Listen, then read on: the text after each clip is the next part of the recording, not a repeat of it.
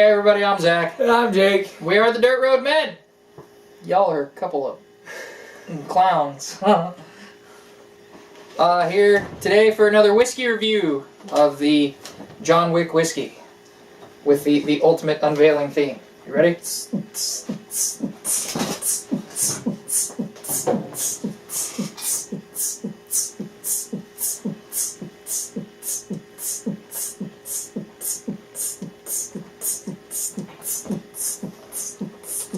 Alright, that's good.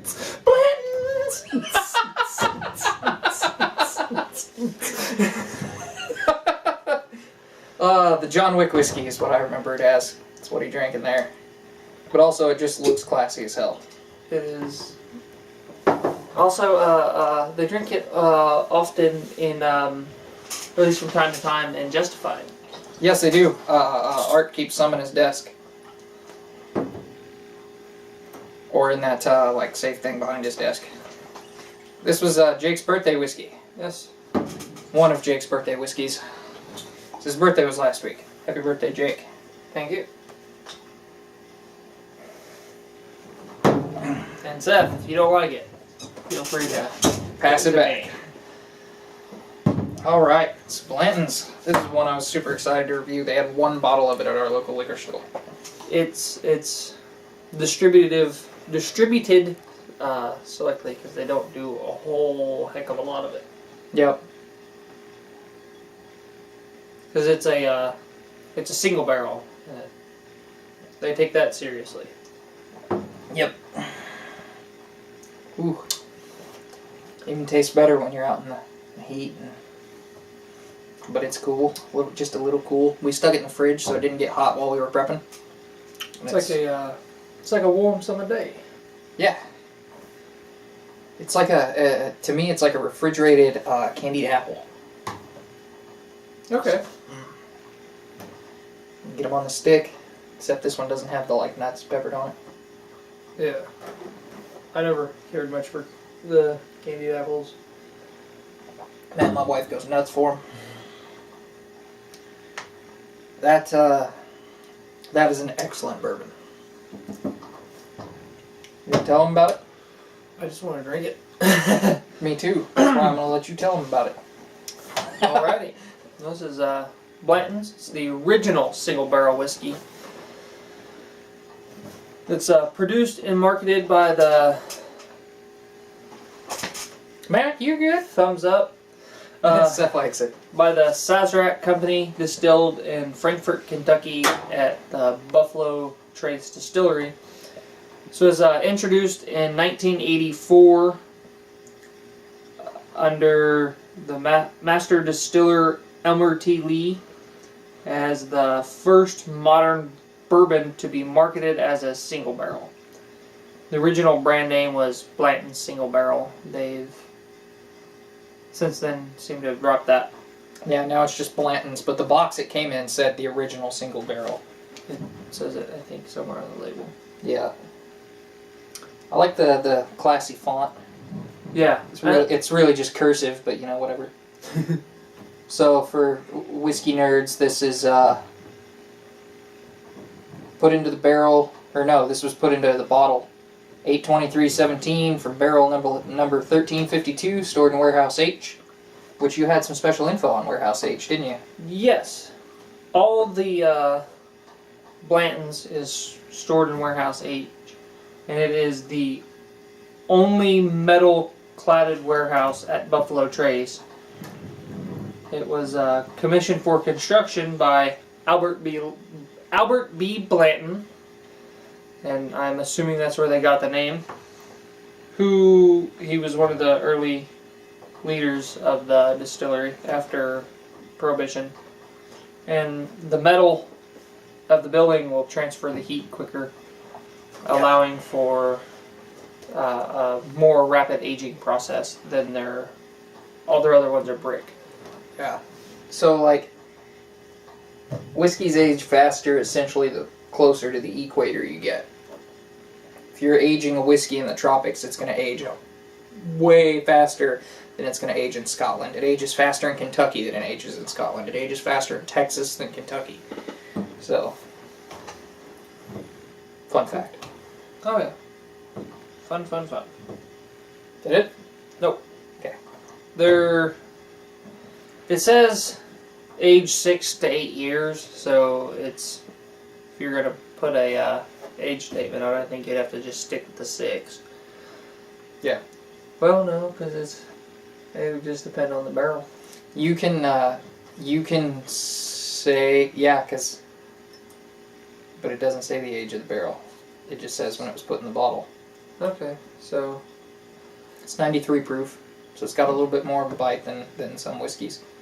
And water it down all the way. that'd be cool if they put that so you knew how old it is. Yeah, how old it actually was. But even then, they could put the 6 to 8 as an age statement. But I think if you actually use that as your age statement, I think you're supposed to break down like how much it is or something like that. Yeah. Yeah, yeah. I remember reading about it just like last week, or hearing about it somewhere. You're supposed to put like so much percentage of it is 6 year and so much is 8 year or 7 year. Yeah.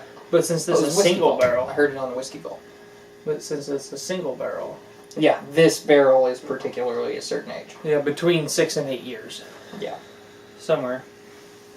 So if you look hard enough and you figure out how to tell how old the barrel is, you can get 8-year-old Blantons as opposed to 6. Yeah. Which seems like it might be rather inconsistent. But, whatever. Well, I think they just leave it in there, and then they start really checking on it at 6 Yeah, because it years. says they go, like Maker's Mark, for instance, they go for taste more than...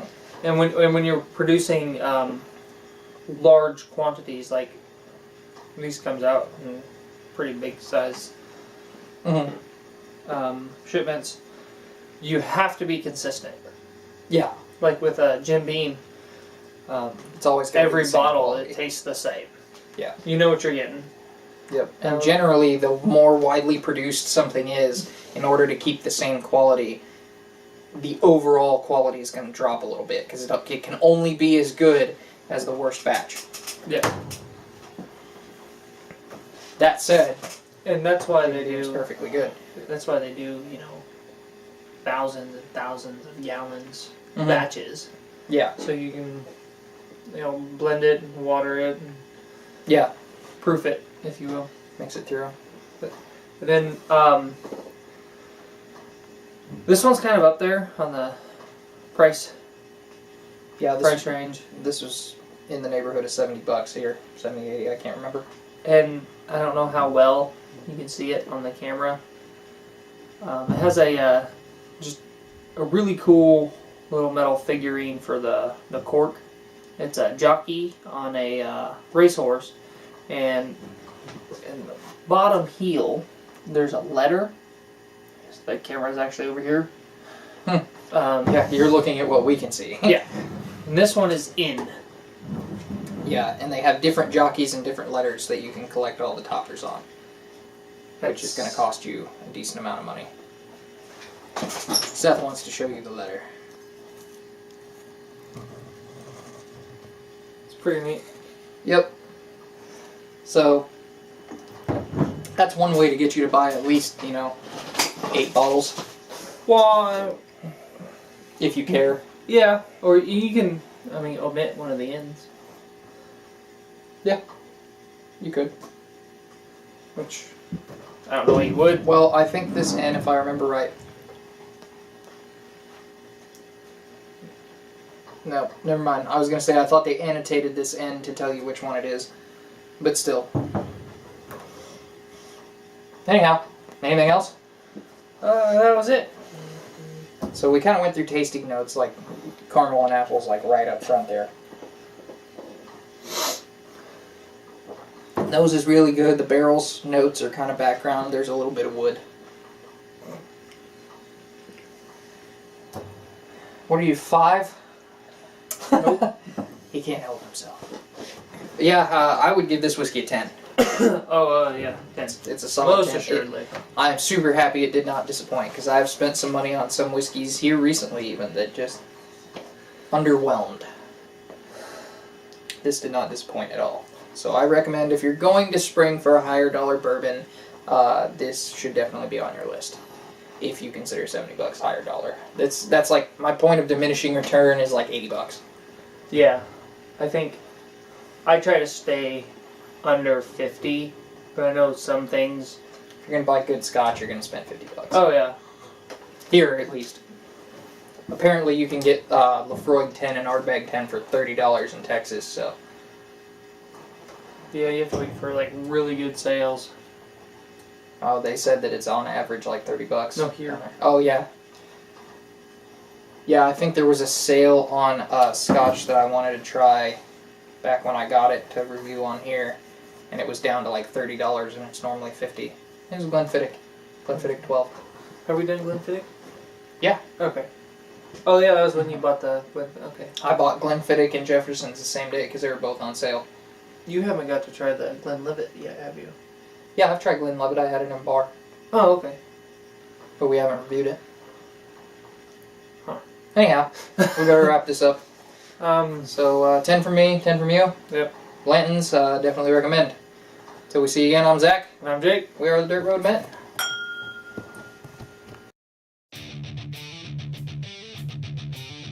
Hey everybody, if you like this video, hit a like or dislike, comment, subscribe, and hit the notification bell. And if you really like what we're doing, check us out over on Facebook where we post every day.